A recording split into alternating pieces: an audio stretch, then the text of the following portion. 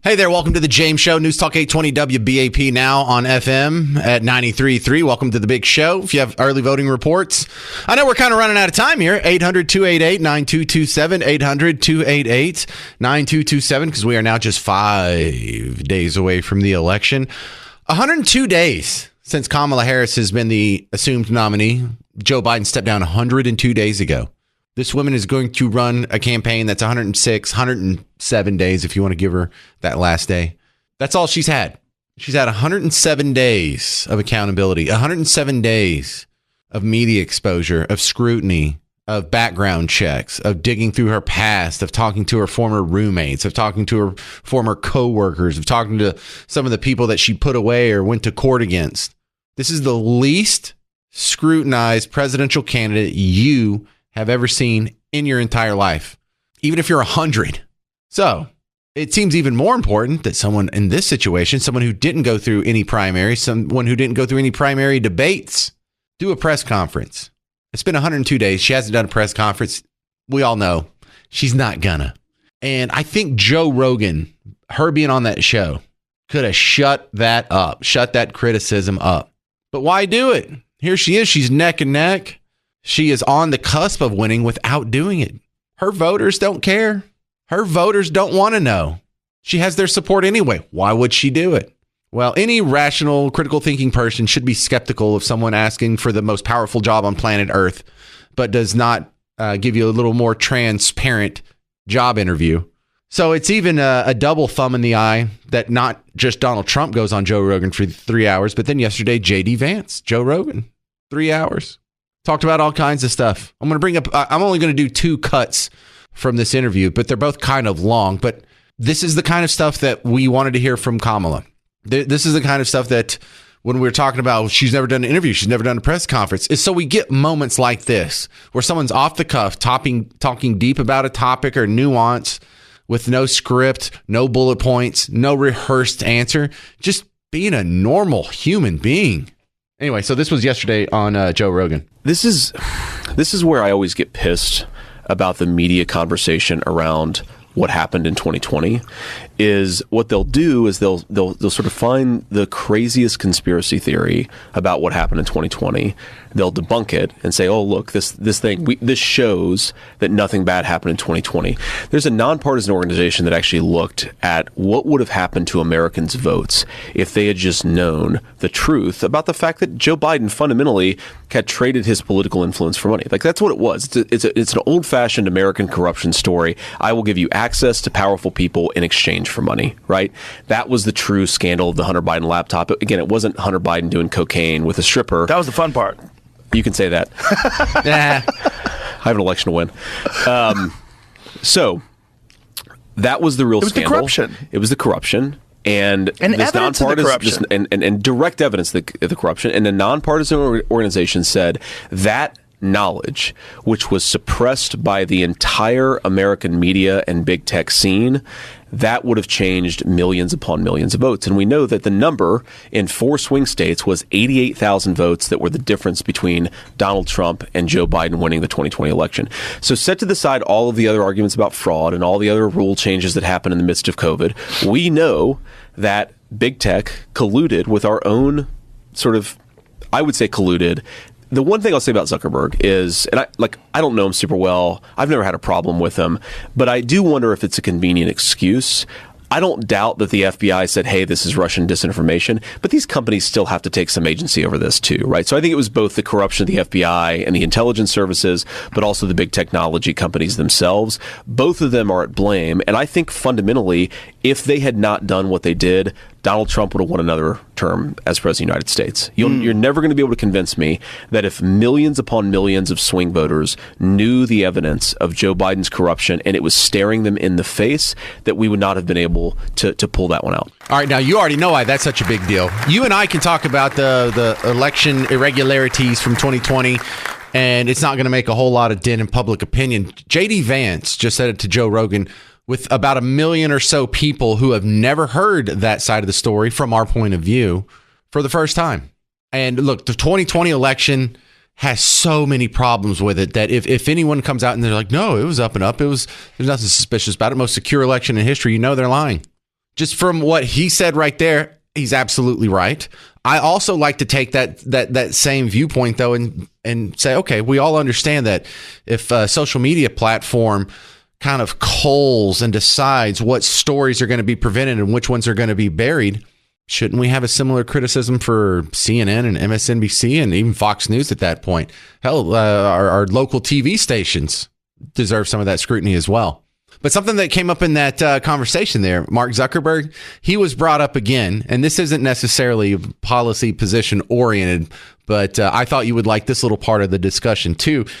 Zuckerberg has made some interesting political comments lately that almost make you think that, is he supporting Trump? Is he a conservative now? He said he's leaning toward libertarian, but I don't know how far. And I don't know, is Facebook going to be better behaved in the future because of this? Here's Rogan and Vance talking about Zuckerberg. Well, Zuckerberg has gotten really into mixed martial arts. He's gotten really into jiu-jitsu and really into training. And there's very few things that will turn you into a conservative more than martial arts training. Like there's no way to get ahead other than hard work. Well, have you seen all these studies that basically connect testosterone levels in young men with conservative politics? Oh yeah. So maybe that's what's going on. Well, there's a certain amount. Maybe that's why the Democrats want us all to be, poor health and overweight, is because that means we're going to be. No, it means we're going to be more liberal, right? If you make people less healthy, they apparently become more politically liberal. That's an interesting observation. Well, I think there's like socially liberal, like live and let live, do whatever you want as long as you're not hurting anybody, which is really what I am. And then the reality. Yeah, these labels get all confused, right? Yeah.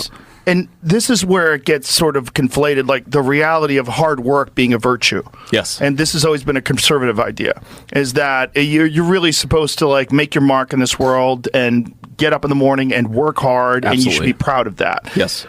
The only way to get good at jiu-jitsu is hard work. Yes. So everybody who really trains hard and gets good has a certain level of just a true understanding of the real relationship, the actual the mathematical equation of focus, time, energy, and discipline versus positive results. Yep. And there's only one way to excel. There's no other way to excel at martial arts other than training hard. So it's kind of normal that he's becoming like leaning more libertarian and wearing hoodies now. Yeah. No, my secret, a little jacked. My secret theory is that Zuck is now a Trump supporter, but he can't say that publicly, of course. Ooh, there's a lot to talk about there. Tucker Carlson made a nice pithy statement about a week or so ago when he said Democrats or liberals are weak men and unhappy women. And I thought, ooh. He got that down into like 10 words. 8 words. Or not even that. What was that? 7 words? There's something to that. There's something, and you weren't surprised when you saw those studies. We talked about them earlier in the year, correlating high testosterone levels to the likelihood to be conservative or libertarian versus liberal. Ooh. See, yeah, that's why they won't go on Joe Rogan's show. Is he will actually admit that. He doesn't just toe the line. He won't tell you men can have babies. He won't tell you obvious lies like, oh my goodness, the guy that was telling the jokes at the Trump rally is a horrible racist against Puerto Ricans. What race are Puerto Ricans anyway? Is that a race? It's not a race. It's like an island. Does each island have their own race? Is that what it is? Hey, what race are you? I'm Cuban? No, that doesn't work. What race are you? Oh, I'm from Galveston? No, it's not how it works.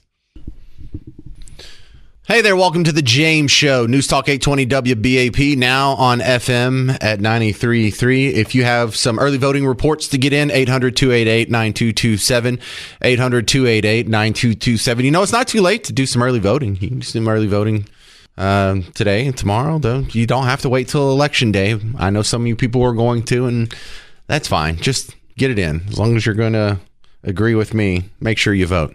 All right, my next guest, Julie Balke, back on the James Show. Probably not the most inspiring of intros, but welcome back to the show, Julie. Thank you. So a round of applause, though. Well, the studio audience is excited to hear from you. I saw so good. a round table with a bunch of billionaires talking about political stuff. But Todd Graves, the guy who founded Raising Cane's, big fan of their chicken, by the way. Yeah. He said, as he was coming up, one of the most important things is when you're building a business is you necessarily have to build a team under you. You can't handle everything yourself.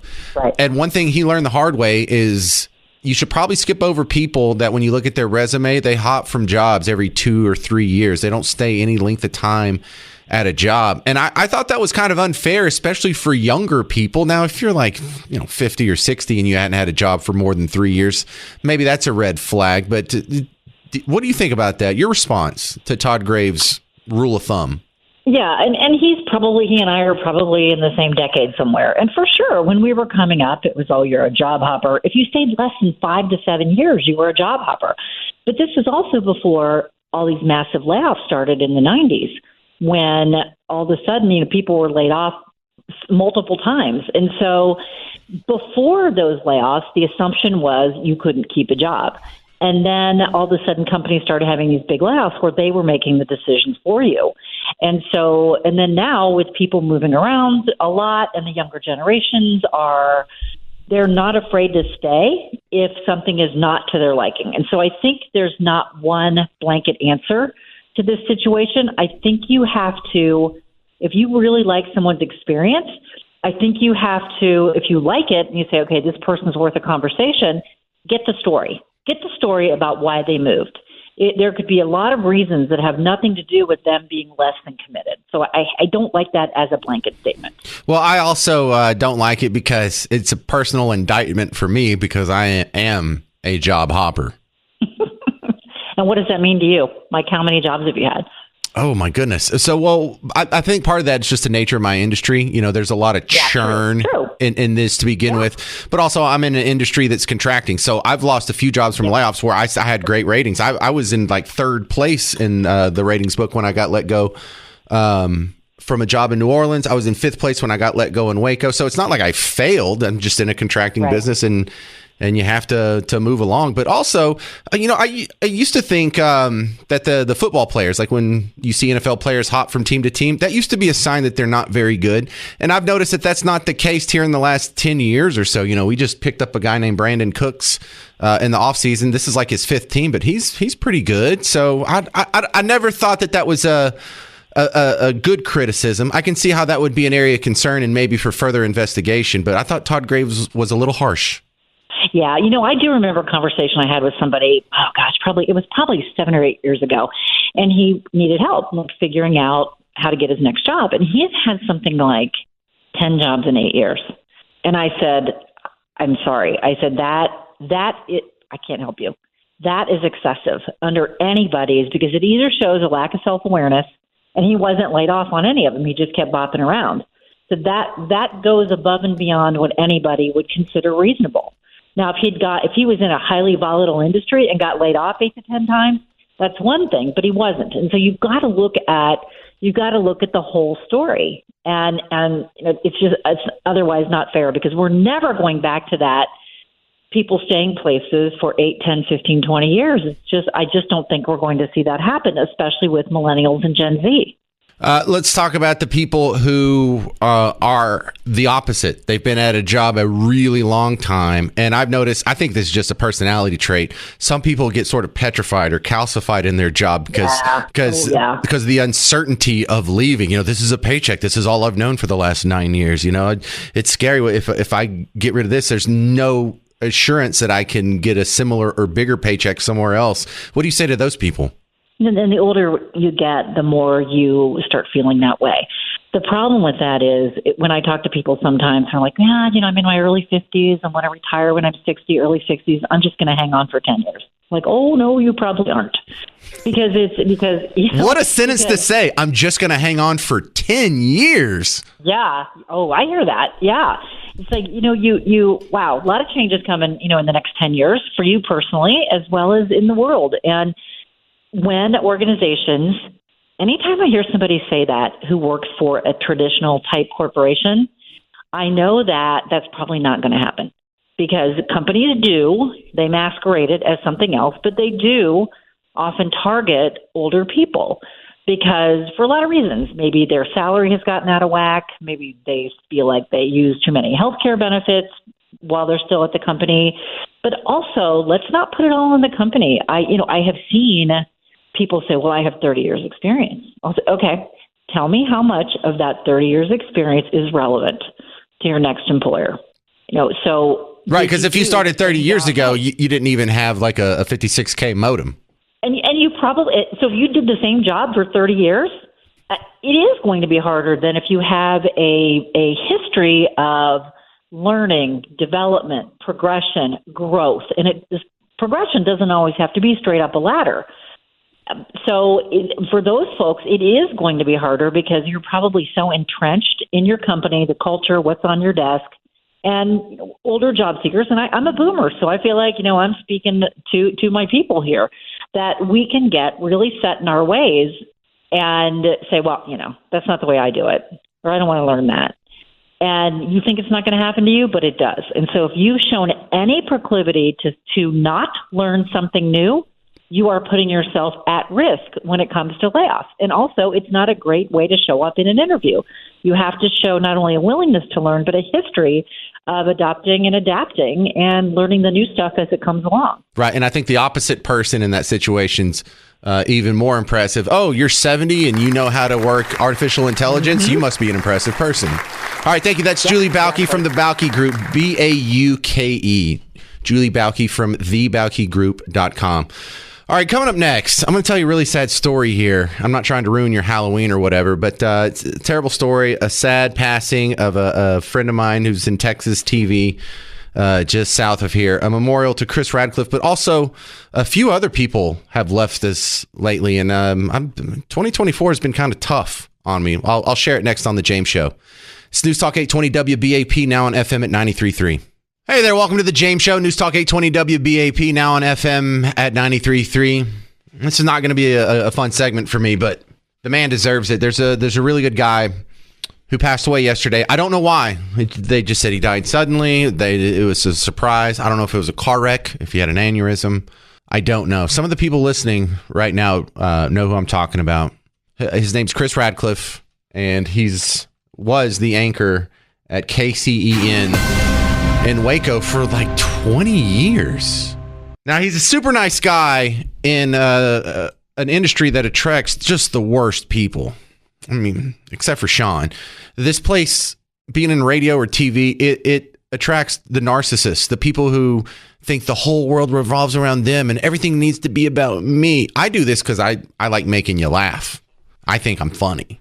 But there's this, if you're a sociopath / narcissist, you know those people, you're either going to be a serial killer or be on TV / radio.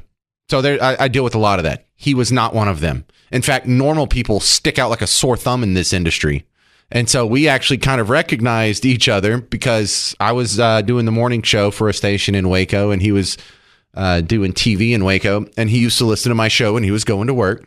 And I would check out some of his work while I was prepping for my show in the morning. He was on in the evenings. He had reached out to me. He had been on my show quite a few times, and we had developed a friendship, and we shared notes, and we shared stories and tips. Did you hear about this? Did you see this audio from Sheriff McNamara? Whatever else was going on. So we were work friends for sure. We never hung out socially, but I did meet him. When I got let go from Waco, he sent me the note. Sorry to hear about that. If there's anything I can do to help. And when I got the next job, I hadn't talked to him in a while. He sent me a congratulations note. He just saw it on Facebook, I guess, and sent me a little note. Hey, congratulations. Good to see good people doing well. I'm rooting for you, bud. You know how many of my friends did that? You know how many of my former coworkers do that? About 4. About 4 decent people that I consider close enough friends and I didn't even work with him. He was just at a TV station in the same town. Hang on, I'm trying not to be sad here. So then when it's time, when I get laid off from that job, I'm up for a job at a TV station in Bug Tussle in Tyler. This is my last job before this one. He put in a word for me. He sent a note. It was, it's an email to a guy that he doesn't know, and it's for a company that he doesn't work for. But it might have helped. It might have been part of the reason I got the job. Sent me a congratulations note. When I got this job, big congratulations. In fact, he called me. He's like, that's big, man. That's so good to see you doing well. Because he knew I don't know if you know what it feels like to be canceled, but it breaks your heart. If you get if you have a job like this and you get canceled, That means people didn't like you. That means either the audience didn't like you and your ratings sucked, or the management, even though your ratings were okay, were like, well, we got to let somebody go. Let's get rid of this dude. And you want to quit. After it happens over and over and over, you're like, God, I'm 40 years old. Am I just going to keep doing this? Am I just going to go keep getting another job for 3 years and getting canceled? And it's because of the little notes, little words of encouragement, like Chris, that you keep going. We lost him. He was only 52, 5 years older than me. Like I said, I still don't know the cause. But it's been a tough year for me. It's been a tough year for my work colleagues. It was just a month ago, my first radio job here in Dallas, way back in 2002, I was on the Pugs and Kelly show. That was the two hosts, Pugs and Kelly. Kelly died. Unexpected. She was only in her 50s too. Kind of caught us all off guard. And that was a heartbreaking thing because I'd stayed in touch with her. She was one of the people that sends you encouraging notes. She was one of the people that just randomly, 6 months ago, just wanted to check in with me. Hey, I saw you and Pugs did some sort of stream. You better not be doing anything without me. And so I didn't just lose people who were close to me. I lost people who were my work colleagues. And in this tiny sliver of a very sick industry that's actually positive and encouraging. And Chris Radcliffe shared my political beliefs, and that was part of our bond, but Kelly certainly didn't. And that never came between us. I didn't care if she was a Bernie bro or she supported Kamala Harris. She didn't care if I voted for Mickey Mouse or Donald Trump. She didn't care. And so these people are starting to slip out of your life. The TV station I worked at in New Orleans, I lost two people from there 2 months ago. The sports guy and the guy that produced my show. I have people dropping like flies around me, and I'm just looking at people who are older than me saying, oh my God, y'all have already been through this, haven't you? Because my wife's grandmother was still alive for up until last year. But she was in her 90s. And I was like, why do you hang out with us all the time? Because she would, socially speaking. I didn't mind it. It's like, don't you have any friends? She said, oh, no, all of my friends are dead. She was from Mexico. And I kind of giggled like, oh, that's morbid. And then I thought about, no, all of her friends are dead. Damn. If you live to 90, that's almost guaranteed. No one else lives to 90. Very few people make it that far. And she said that to me 5 years ago, maybe 10 years ago. Here I am almost 50, and I feel like I'm halfway there. I feel like I've lost half of my friends already. My life's halfway done, so are half of my friends. Half of my role models are gone. Half of my mentors are gone. Half of the people who were just the umbrella in this whole industry above me, they're gone. I feel like the exposed one now. And now I know what a lot of you are going through. You probably lost a lot of people recently too. And we don't talk about it a lot because no one likes to. It's not fun. It's kind of morbid. Doesn't make for a good radio show. But a lot of us are going through that in some degree. Just want to let you know you're not alone. And it sucks for all of us because we're not just losing people. We're losing some really good people. Anyway, happy Halloween. Go check your kids' trick-or-treat candy for razors and drugs because there's not going to be any in there. One more thing, just so I don't leave you on a down note. There's never been such thing as people finding razor blades in a Snickers on Halloween. That's just not a thing. That's an urban myth. Go do some Google searches. And before you get all freaked out about your kids running around, you were twice as likely to be kidnapped by a stranger in the 80s than your kids are now. So stop giving your kids irrational fears. That's why we have so much anxiety and prescription medications. You've got kids who think the world is out to get them, and you're handicapping them. It's impossible for a young kid to reach their full potential if you teach them to be scared of a fun-sized Kit Kat. So don't do it. That's my TED Talk. I'm James Parker. This has been The James Show. News Talk 820 WBAP, now on FM at 93.3.